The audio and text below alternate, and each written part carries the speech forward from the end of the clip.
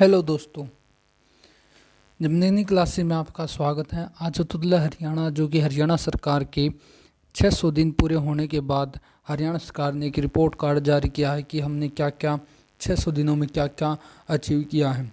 आइए, जैसे कि हमने बजट में किया था वही क्वेश्चन दोबारा हम डिस्कस करेंगे। जैसे कि इन्होंने बताया कि गत लगभग 600 दिन के कार्यकाल में मेरा चिंतन इसी बिंदु पर केंद्रित रहा कि हमारा यह प्रदेश जहाँ वेदों की रचनाएं रची गई, श्रीमद् भागवत गीता संदेश दिया गया, गौतम बुद्ध के प्रवचन हुए, अब प्रगति के नए चरम शिखरों को भी छुए और इसके इतिहास को विशिष्ट उपलब्धियाँ दर्ज हो। अब जैसे कई प्रकार के हम स्कीमें जो कि हमने पहले डिस्कस कर चुके हैं बजट में। अब जैसे मनोहर लाल खट्टर के मुख्यमंत्री हैं, जैसे श्री मनोहर लाल खट्टर जो वित्त मंत्रालय उनके अंडर में ही हैं। जैसे एक क्वेश्चन होता है जी, हरियाणा गवर्नमेंट का बजट इस साल किसने प्रस्तुत किया गया, तो उसका क्वेश्चन आएगा श्री मनोहर लाल खट्टर जी।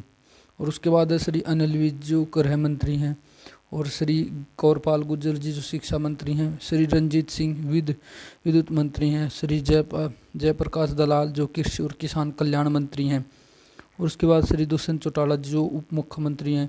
इनके पास अनेक प्रकार के जो कि महकमे हैं, जैसे उसमें जैसे इंडस्ट्रियल एरिया है और भी कई प्रकार के इंडस्ट्री, ये हम बाद में डिस्कस करेंगे पूरी डिटेल से।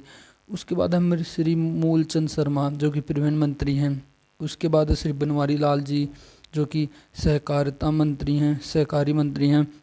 उसके बाद है श्री ओम प्रकाश यादव जी जो समाज न्याय और अधिकारिता राज्य मंत्री स्वतंत्र प्रभार हैं। उसके बाद श्रीमती कमलेश ढांडा जो महिला और बाल विकास राज्य मंत्री स्वतंत्र प्रभार हैं। उसके बाद है श्री अनूप धानक जी जो पुरातत्व संग्रहालय राज्य मंत्री स्वतंत्र प्रभार हैं, और श्री संदीप सिंह जो खेल व युवा मामले राज्य मंत्री हैं स्वतंत्र प्रभार।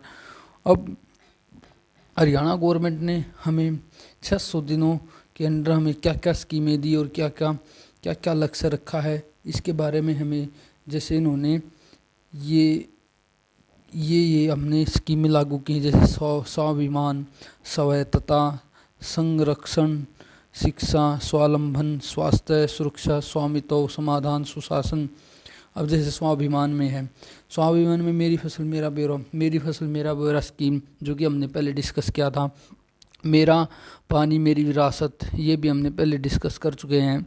मुख्यमंत्री अंत्योदय परिवार उत्थान, उसकी वजह स्वायत्तता के में अंतर जिला परिषद का गठन, पंचकुला में metropolitan development authority, Haryana smart ग्राम प्राधिकरण और ट्रीटेड वेस्ट वाटर पॉलिसी, द्विवार्षिक जल योजना 2021 से 2023, ये सब हमने बजट में डिस्कस कर चुके हैं। करनाल तथा पंचकुला में ऑक्सीजन।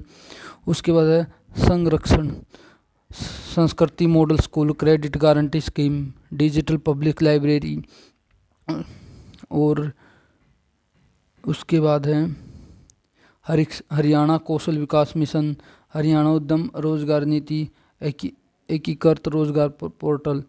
अब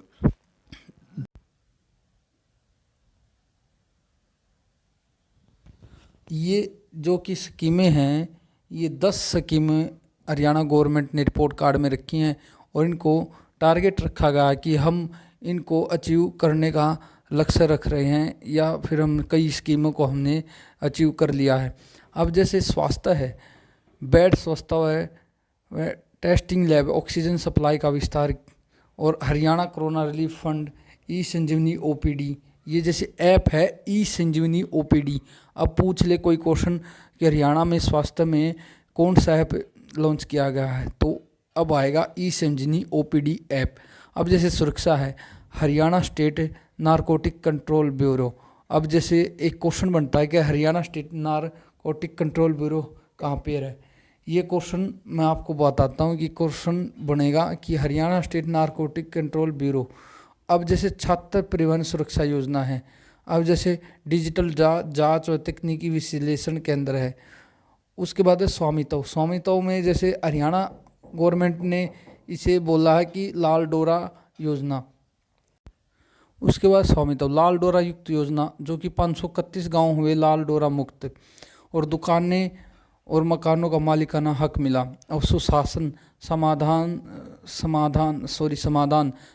से विकास योजना, milk sales one time settlement scheme, एक मुश्ता निपटान योजना। अब उसके बाद सुशासन परिणाम वर्ष 2021, परिवार पहचान पत्र पोर्टल, सीएम विंडो पोर्टल पर लगभग 8 लाख शिकायतों का समाधान। अब जैसे उसके बाद हरियाणा को पुरस्कार और रैंक। नीति आयोग की रिपोर्ट में हरियाणा तेजी से तरक्की करने वाले राज्यों में देश में पहले स्थान पर है। अब सरल पोर्टल के माध्यम से समयबद्ध और बाधा मुक्त सेवाएं प्रदान करने के लिए एक्सप्लमरी प्रोडक्ट श्रेणी में डिजिटल इंडिया अवार्ड 2020 प्राप्त हुआ है।